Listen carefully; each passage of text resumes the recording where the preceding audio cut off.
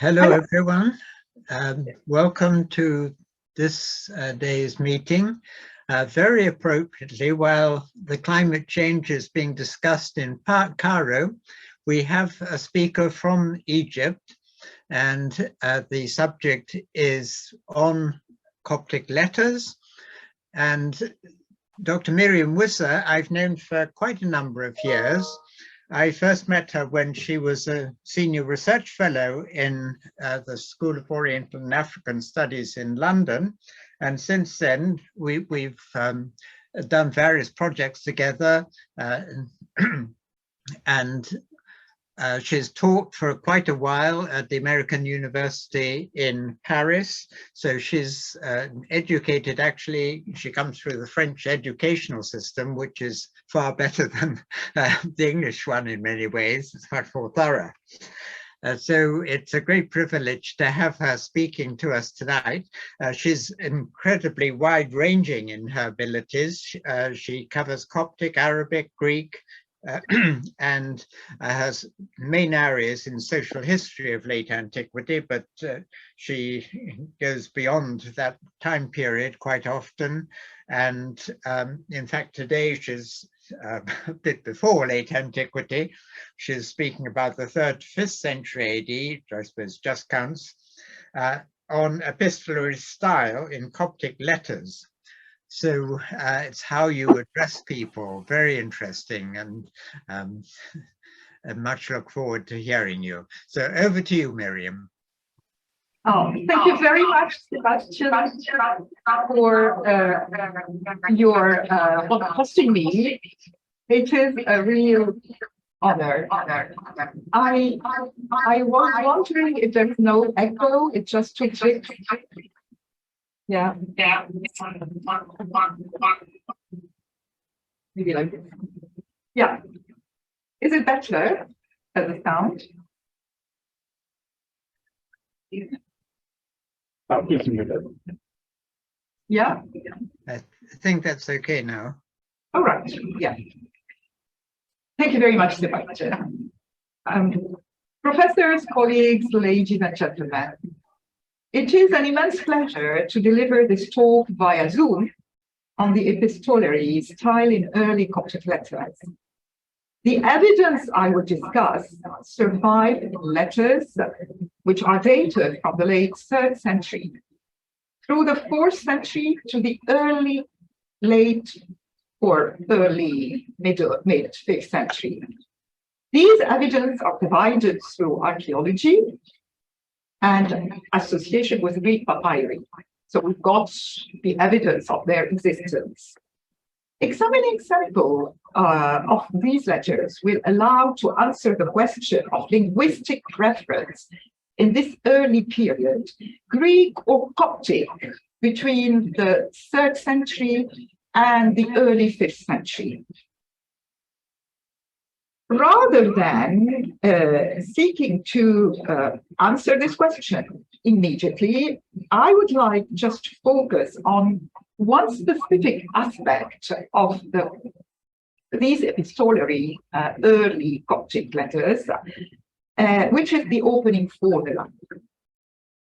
The thought has barely come to me. Just before I start, I would like to extend my thanks to Professor Sebastian, who is more than my mentor, and I'm very honored to have worked with him on the various projects, as he mentioned, and who is the one who invited me to speak in this forum, and also to Dr. Sia Polomeri, who worked hard to make it possible.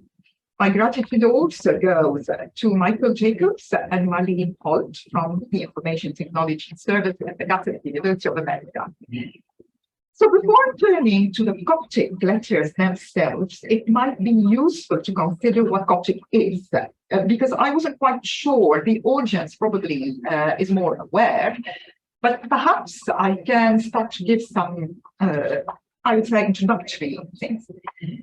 So during the 4 millennia of its history, 3000 BC up to 1000 AD, the ancient Egyptian Afro-Asiatic language, which in its inflectional, syntax, and consonantal system, underwent graphic, grammatical, and lexical changes. From the basic graphic system known as hieroglyphic, hieratic cursive, used mainly on papyrus, developed between 2600 BC till the 3rd century AD. Demotic, which is a key word in this presentation because we are dealing with early Coptic letters. So demotic is a more simplified writing that stepped out from hieratic. From the 4th century BC, hieroglyphs and their manual varieties were replaced by an alphabetic transcription of words and texts using Coptic, and which is the last stage of the Egyptian language. So the linguistic history of Egyptian can be divided into 2 main stages, characterized by a major change from synthetic to analytic patterns in the nominal and verbal systems. The first stage consisted of Old Egyptian, Middle Egyptian as well, which belongs to what we call the Middle Kingdom, and it's the classical stage of the language, and Late Middle Egyptian. The second stage consisted of Late Egyptian, which belongs to what we call the New Kingdom of Egypt, and it consisted as well of Demotic and Coptic. So Demotic, in a way, is a development of Late Egyptian stage, that one of the New Kingdom, and it shares much with the later Coptic phase. In fact, the term Demotic refers to a stage of ancient Egyptian language, as well as the script in which this stage of language was generally thought and exclusively written, not exclusively written, so that's what I meant. It was also, I would say, an oral, and it's a script, and it's a language. The language seems to have been close to that spoken in the 26th dynasty, and which developed from the Late Egyptian of the New Kingdom. The first documents in Demotic cursive script date back to 650 BC, and we've got them from northern Egypt, the Delta region.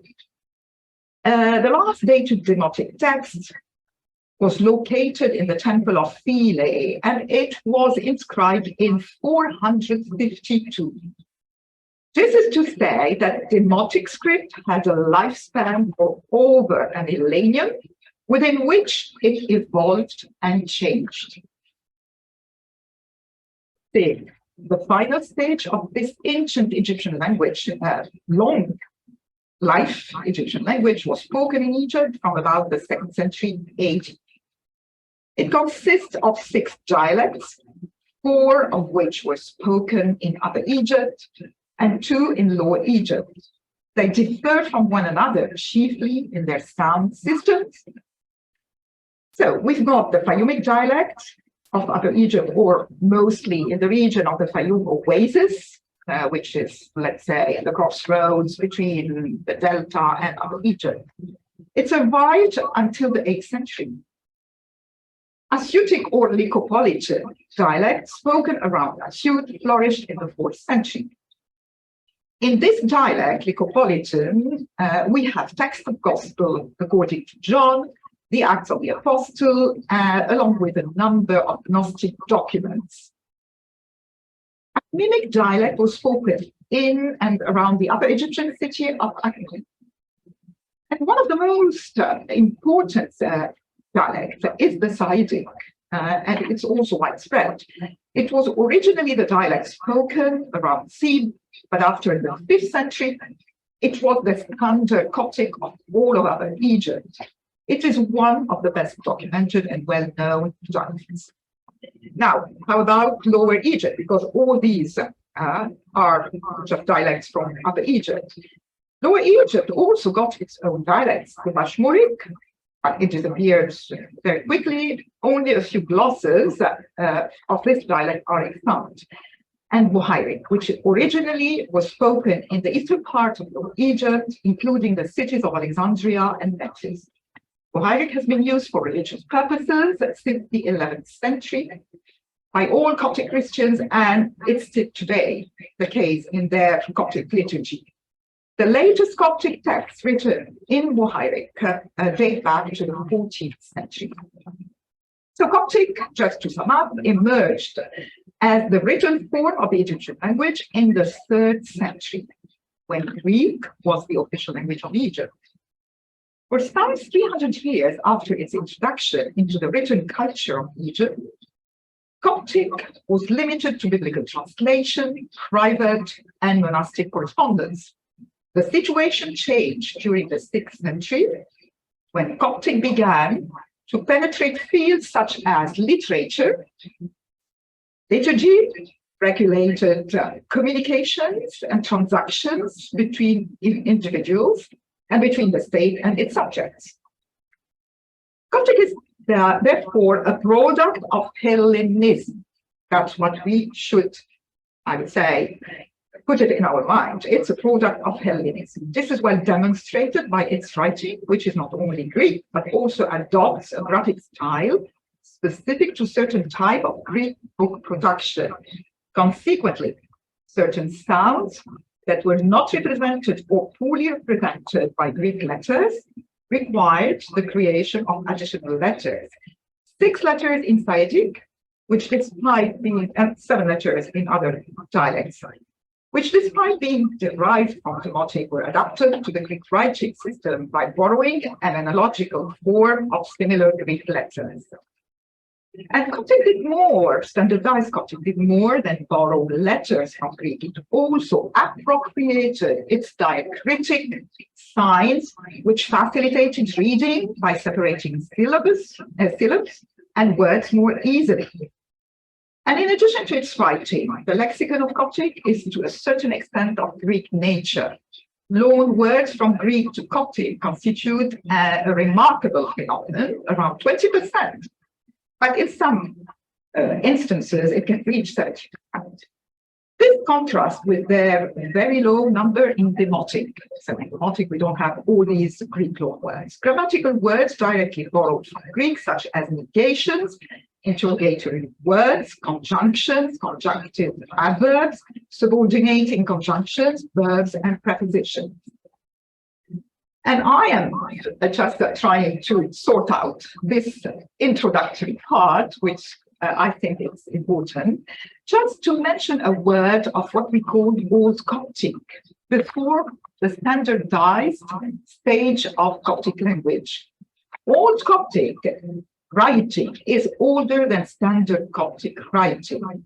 It developed in the 1st century AD in the communities of the priesthoods of Egyptian cults, so the pagan cults. Old Coptic texts are therefore at once a connection with textual culture.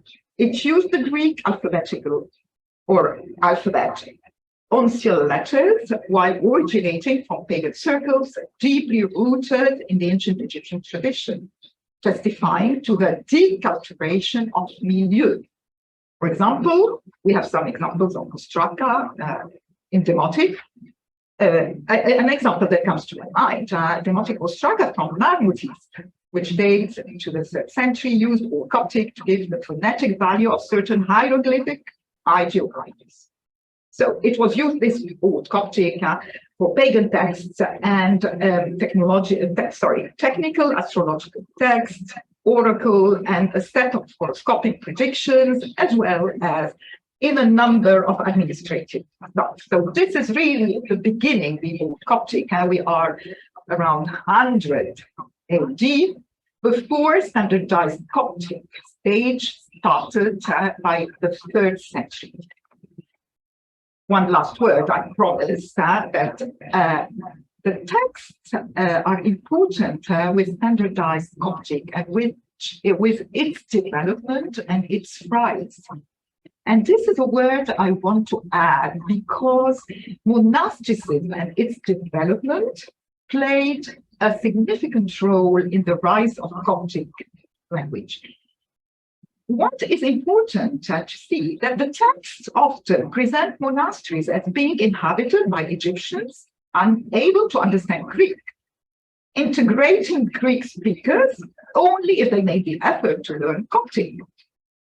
One good example is the Greek-speaking Theodore of Alexandria, who was admitted by St. Pachomius, the founder of Kenobitism in the 4th century, he accepted him in his monastery, providing he learns Coptic, this Theodore. Otherwise, he wasn't. Absolutely, he was banned. It's maybe too harsh to say this, but they were not welcome. That's what I would say. So yet the image of the Coptic-speaking monk, incapable of speaking or reading Greek, also conveys a certain, I would say, literary toy of an anti-intellectualist movement which ran throughout literature about the monks and presented the ideal of monastic purity as being contrary to the imperatives of Greek culture. While the majority of monks were from rural origin, just as you know, the counter-argument, Coptic monasteries didn't have only, I would say, illiterate rural monks, because Coptic monasteries recruited within all social classes and attracted people from diverse backgrounds for whom Greek served as the lingua franca. However, monasticism before the Arabization, the 10th century, played a significant role in the emergence of an official Coptic, I would say Coptic style and language, that moved beyond the boundaries of private epistolary communication and infiltrated all the fields of written culture, literature, private letters, legal and administrative acts. I promise I will be done from, just this. So I would say that after being a bit long in this introduction, I hope it wasn't boring, but maybe it was essential. I would now turn to speak about the letters, Coptic letters, and yes, that's the main, obviously, point of this lecture.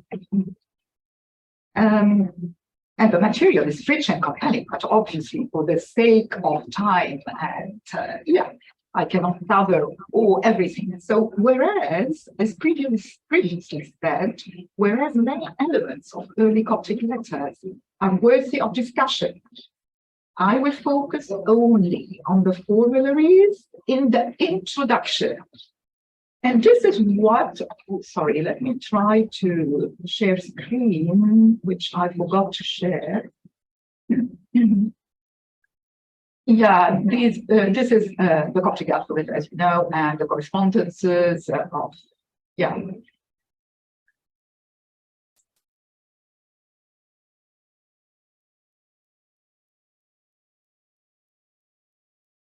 Yeah.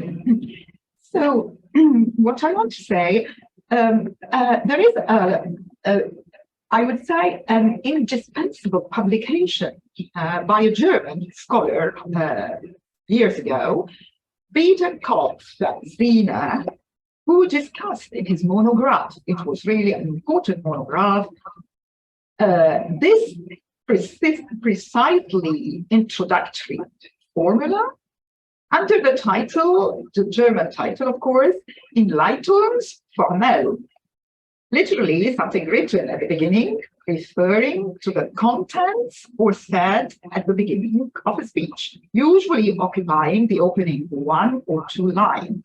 So it's not long. In most cases, this comprises one more or all the names of sender. So sender is the A, and a recipient who is a B. It also includes, and I will get back to this, in later, I would say, pictures or stuff.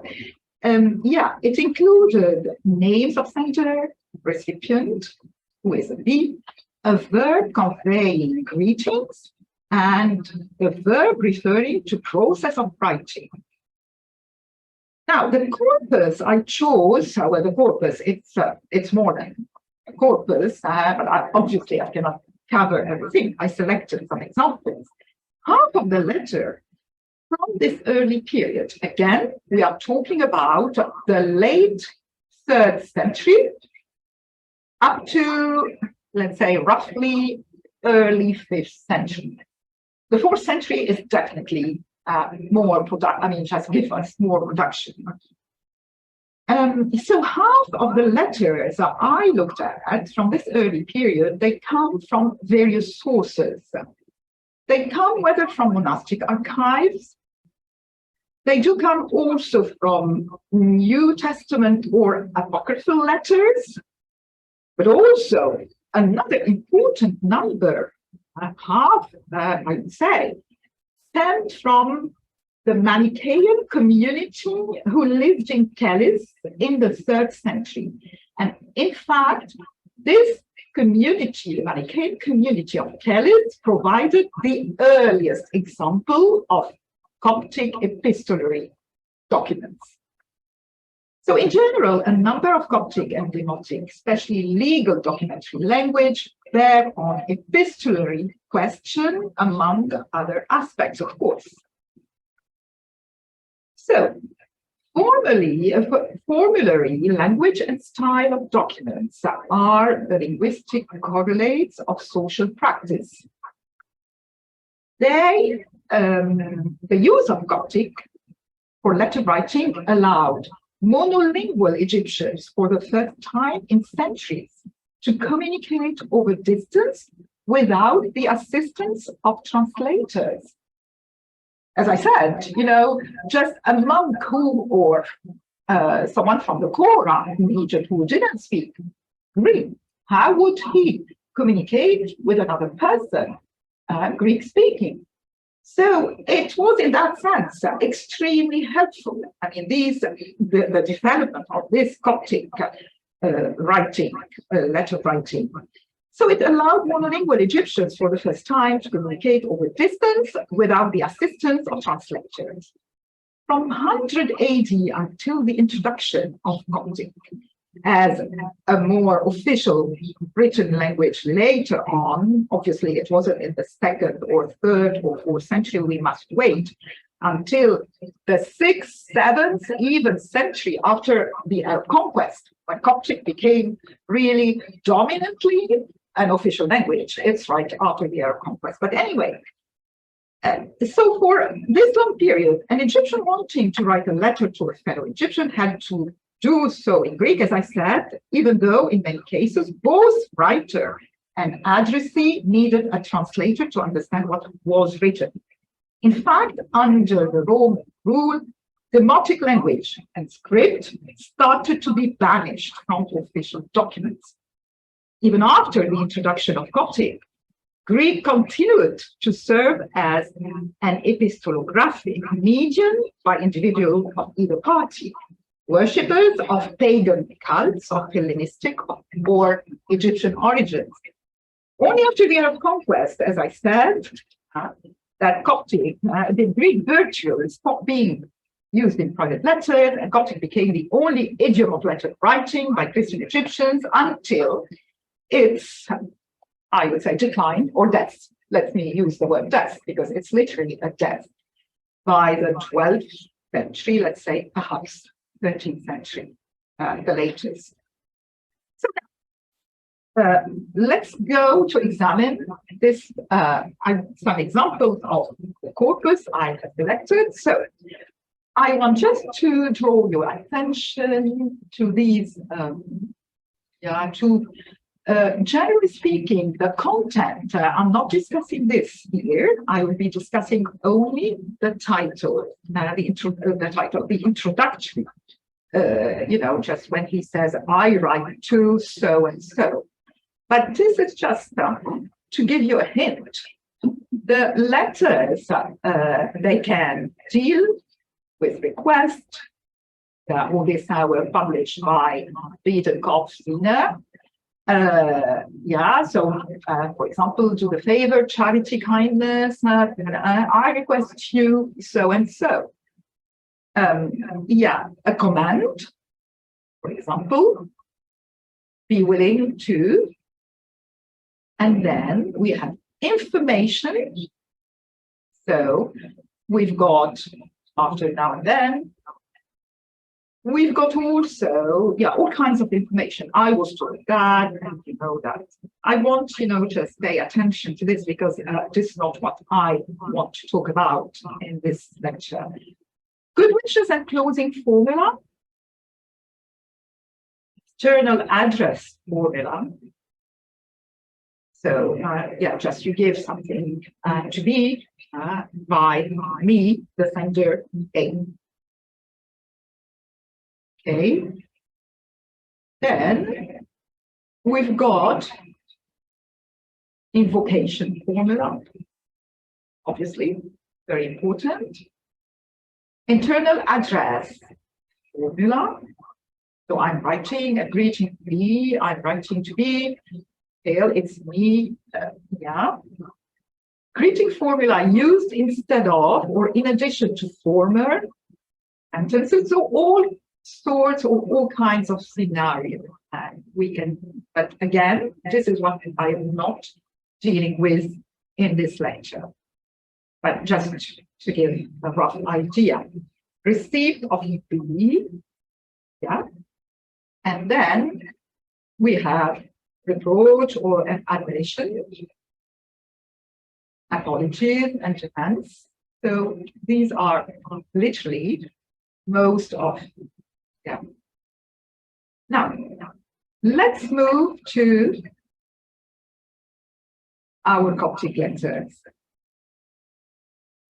So, as I explained, I looked at a collection, papyrus, so obviously papyrus from the Papyrus Ireland, 1 and 2, British Museum, papyri. I've got, you know, a series of papyri that I had to look at, and obviously the publications that dealt with.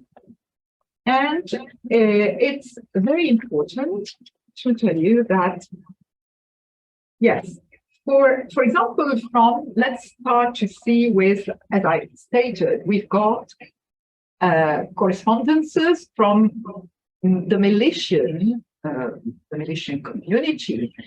You know, there was, it wasn't a schism, but it was an internal conflict led by Meletius, the bishop of Nicopolis, in that period, and the Coptic Orthodox Pope and Patriarch. And Meletius, yeah, got his own people, his own community, even within monastic setting. And there is a huge number of correspondence from this Meletian, say, community. Very, very important. So we've got at least 4 4th century papyrus dossiers, yeah, preserved in what we call Papyrus London 6, Papyrus Nephrus, from this Meletian monastic community. And they, during a time of pressure, and so they wrote to each other, you know, about the situation and how they can deal with the Coptic Patriarch and so. So, what I want to say now that in this lecture, I'm going to see with you, let me just check the time, we still, okay, almost. So in these lectures, what we have, it's the introductory formula of the majority of these letters include 2 things, which stems from demotic epistolary writing. It doesn't seem to be in the Greek epistolary letters from that period. So we have the verb to write. This is very important, sehai. And there is also the use of the cleft sentence, the construction. Cleft sentence formed, you know, a cleft sentence is 2 different clauses, and one independent and one dependent. It's literally to say, oh, this is what I do. What I do is writing. So sometimes we have it as sehai, for example, here. Papnote, who writes, okay, and we have here, oh, yeah, it's here, it's the cleft sentence, so what I do is I write, I'm writing. Yeah, so we have this feature, very important. Let me go through many of these. Every time you will see whether under its the cleft sentence, and sometimes it's simply I write here again. So it's fragmentary. So this is within the religious corpus. We have also the Nagamadi, the Nagamadic Gnostic. We have these mid-century, 4th century, they are extremely important. So we've got also the same formula. I am Daniel, who wrote or who writes for his beloved whatever. And we have always the use of whether the cleft sentence or the simple, and then I'm trying to go slightly well, here it's an opening formula. So all I'm looking at the opening formula. Okay, well, here there is no mention of writing, but in general. So Nagamati as well, corpus is very important. We have another, as I said, for the Nagamati, we have 10 Coptic letters, 18 Coptic items were published in the Ryland papyri, or not all of them, but and they were letters sent to a holy hermit from the Nagamati Gnostic community, and the hermit's name was Appa John. So I will show you again from the correspondence of Appa John, the 4th century. Okay, so Apashoi to Apashon in the opening. So he still uses that I write. Always, it's Appa who writes. So this is, as I tell you, it's the literally a reminiscence of the demotic letters, which this just layout, we don't have it in Greek letters. So now we have also, it's for Bira who writes to Appa John. Okay, so it's same. And so it's cleft sentence. Again, it's here, the cleft sentence. Oh, sorry. And this is also this is the opening form, because sometimes it's fragmentary. The other big collection, as I said, is from the Gallis, this community of Manichaeans. Gallis in the Dekla oasis, so it's the oasis, and excavations and digs that were done a few years ago. There are 2 or 3 volumes published about, just all what we have as a, production, literary production, especially linguistically and epistolary form. And same thing, we have always, I greet you, just end up the name. Amon to Pishai. So we have always these formula. Now, another important thing I will show you here, and I will end with this, but this is very important. In the New Testament, in the New Testament, we've got some extra, extra formula. We have obviously the verb to write, but we have also, especially in Shinute epistolary letter, we have often the formula also in the Lord. All right. So I write, and but it also existed in the previous letters. We have sometimes in the previous letters, I can show there is in the Lord. Also sometimes, yes, for example, here, this is from the Manichaean letters. Yes, the Papyrus Gallius, we have in the Lord as well. So we've got 2-3 things very important to highlight, the specific phraseology and the use of formula in these early letters, which are not necessarily typically in Greek letters. And so Shinute, obviously, we have examples of secular centers to Shinute, of course, and always insisting on who writes, typically. And we've got also Shinute to secular addresses, of course. So it is the most humble Sinutios. Okay, Sinutios, okay, Petra. who writes to his beloved brother, and so on, so on. And in the Lord, here again, we have the in the Lord. Okay. Yeah, obviously, I mean, the corpus of Shenute is extremely important and extremely rich, and I will finish with this because a number of letters, especially, you know, in the Shenute corpus, the comparison of epistolary letters attested in the 3rd century and the Shenute corpus, they can testify that Shenute did use some of the previous 3rd century or early 4th century formulae stuff. And this has been very well shown in the work published by Shenute Literary Corpus by Stephen Emil. Yeah, so it's not different that to some degree with the other Gnostic texts. It's not that different in its epistolary use as other letters. Perhaps a little difference between Shenute can be, I would say, emphasized. It's between Shenute and maybe the Charisma Manichaeans, which are slightly earlier from the 3rd century.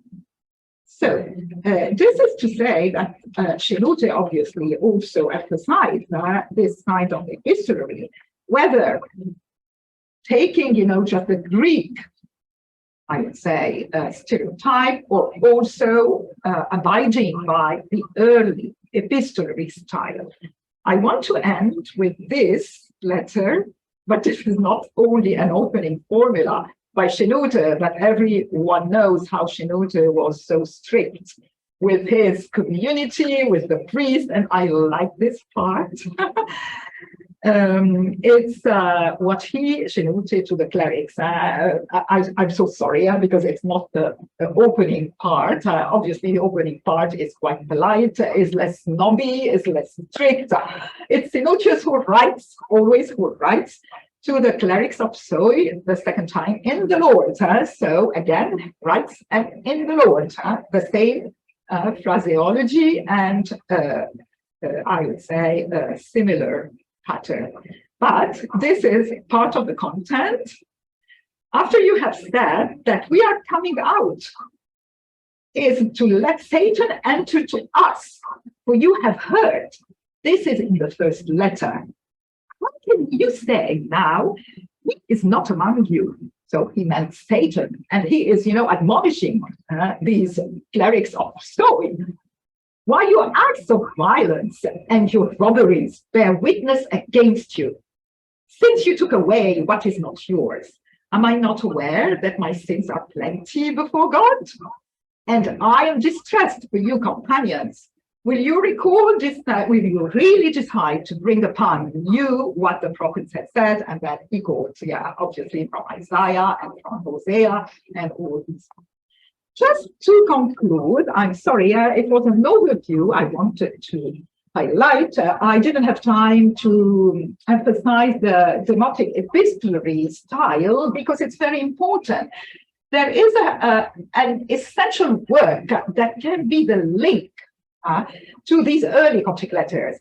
It's a work published by Mark Depoe from the University of Leuven, and he is really one of the famous demotic specialists.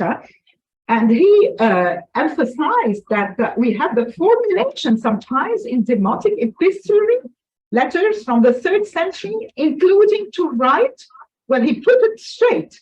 And also, he also emphasized that the use of the name of the gods and not the Lord, of course, in the writing. But I've got that time really just to go through this, but it's extremely important. So to conclude, and that's what I want to say, perhaps early Coptic epistolary offers a glimpse over the field of intercultural, we are in interfaith forum, yeah, coexistence, I would say, and its influence on the development of letter writing, which had to be learned along with other skills connected to Coptic literacy.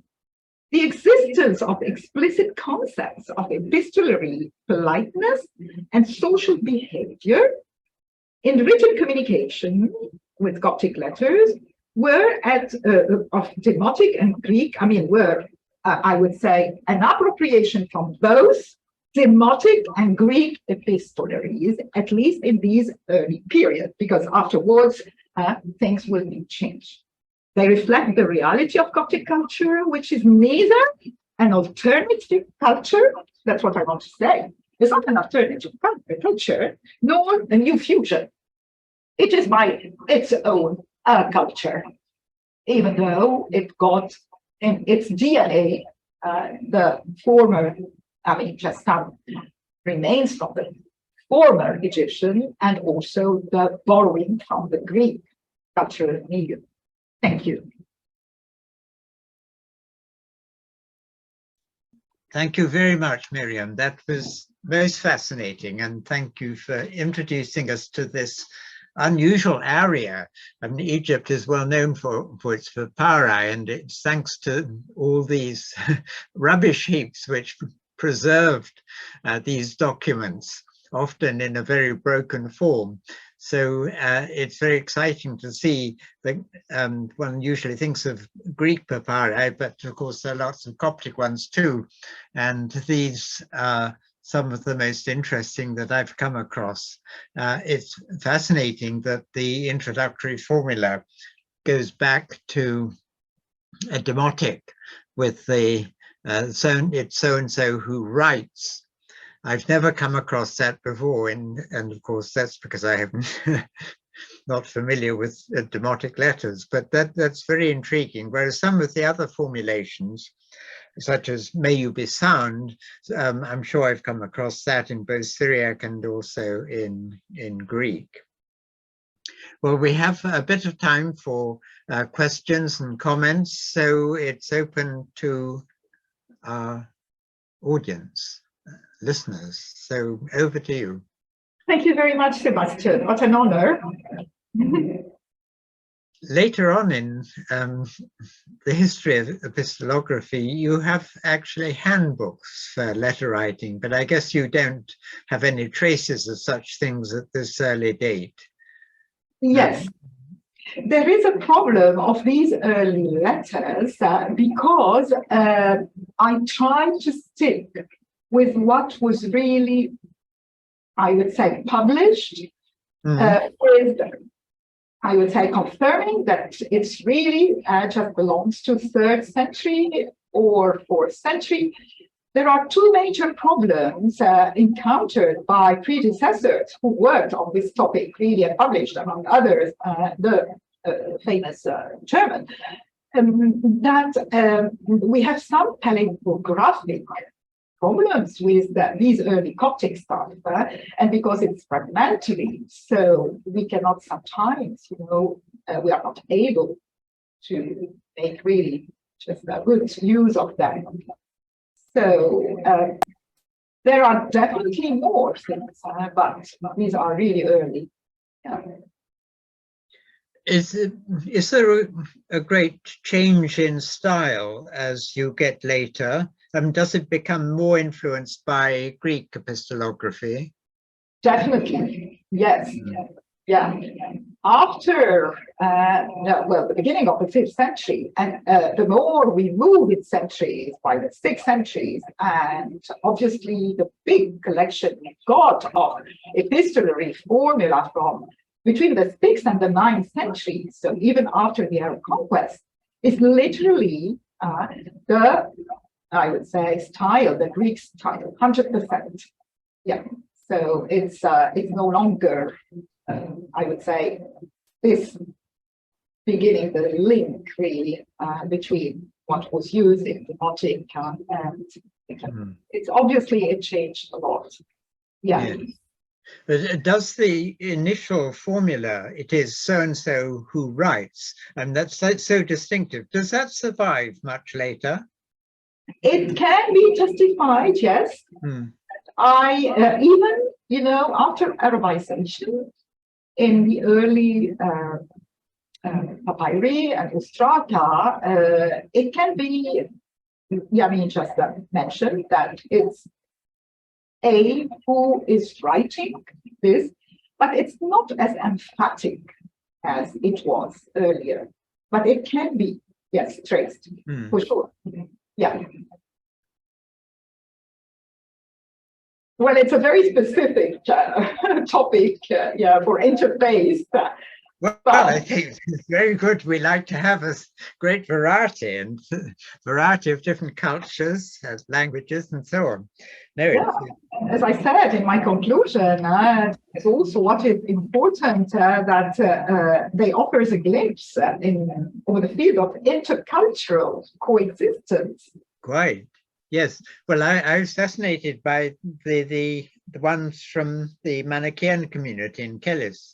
Yes. Most intriguing. And in theory, one would like to try and find some Syriacisms in them, because that's we've got this curious bilingual document. Would you, in fact, have had professional scribes who were sitting around? I remember seeing this in Istanbul when I first went, who had, of course, then a typewriter at hand. But one can sort of take this back to late antique Egypt and have someone sitting around who's a good scribe, and you just go along and say, dictate your letter, and they put it into rather better Coptic than perhaps you had spoken. Do you think, is there evidence for such people? Yes, especially in the collection from the Kellis community. We have some examples stating that I didn't, go through the content and the whole context of rights. But in a few instances, I read that there were some scribes trying, just to be the intermediates, of course, yeah. Because one should bear in mind the importance of orality as well, in whatever community, and in this early period, yeah. So, yeah, and especially we are, starting to use really Coptic as a written language. And this was very new for the Egyptians themselves. I won't say even for Greeks or other communities. So even for themselves, it was really an exercise. Yeah, so they had to really get trained and see how they would deal with all this. Yeah, certainly, yes. In the actual language of these letters, can you actually tell that someone is actually pretty illiterate in the spelling? I mean, in the Greek papyri letters, it's often phonetic spellings. Does that happen with these ones too? Yes, yes. Yeah, examples where they don't have the right spelling, mistakes, writing mistakes and spelling. Yes. Yeah, there are. I didn't find much because we started from bench. That's but in few of them are some mistakes. Not in the Shibuchi focus. Yeah.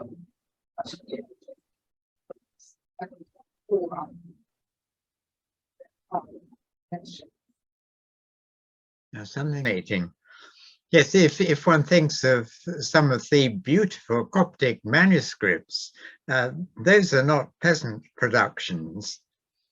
And I'm thinking of the ones in biblical manuscripts in very calligraphic uncial. So these, at least there were some very cultural people amongst them. Exactly. As is always the case in communities.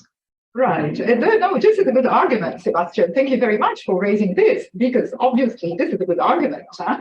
Well, in order, just to be involved in, as manuscript illumination and manuscript, at least you must have some standards, a standard level of education. Yeah, definitely.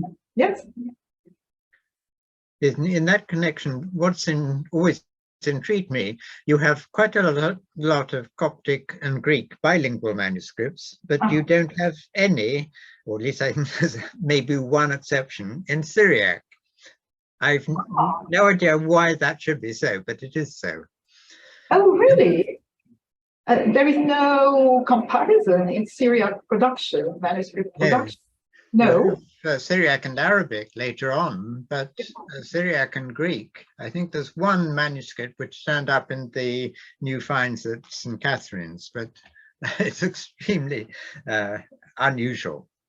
Right, but what do you think? What is the reason behind this? Well, I wish I knew. Perhaps you could answer. Yeah, maybe it wasn't a priority within the Syriac milieu to, I don't know. One can think of all sorts of rather unlikely things, so I prefer not to speculate. Yeah. Yeah. Well, there's time very much, Myriam. That was a really interesting exploration into areas that probably very few of us have ever even thought of going. But dealing with this, as it were, private correspondence, it's rather like diving into family archives. Well, I suppose it is in a way. And it brings up all sorts of fascinating questions, and the questions you've raised about the formulaic character of letter writing. That's absolutely fascinating, and something that one could apply to letter writing of all periods. And I'm fascinated with how people end their letters. Yeah, but you know, Sebastian, perhaps we had a conversation previously about this point. I'm interested in these early documents because that's what I was raising yesterday, you know, with someone who's working also on Coptic stuff. I said, it's very important not to lose track, at least in the beginning, of the link between this language, which is, I would say, Egyptian in a way, in big part, and its antecedent heritage from ancient Egypt. It's not a Greek language, as you know. So I am trying always to keep an eye on this early period. It's extremely important. Yeah. Yes, I agree. I think that's wonderful, and you brought that out beautifully. So, thank you so much. It's an honor to have you, and thank you so much again. Thank you to all of you very much. Time has run out, so thank you so much again, and thank you all, everyone who's been listening. I hope you've enjoyed it as much as I have. So thank you so much. Thank you, Thea. Thank you, all of you, Father Professor Metchert, Father Alexei.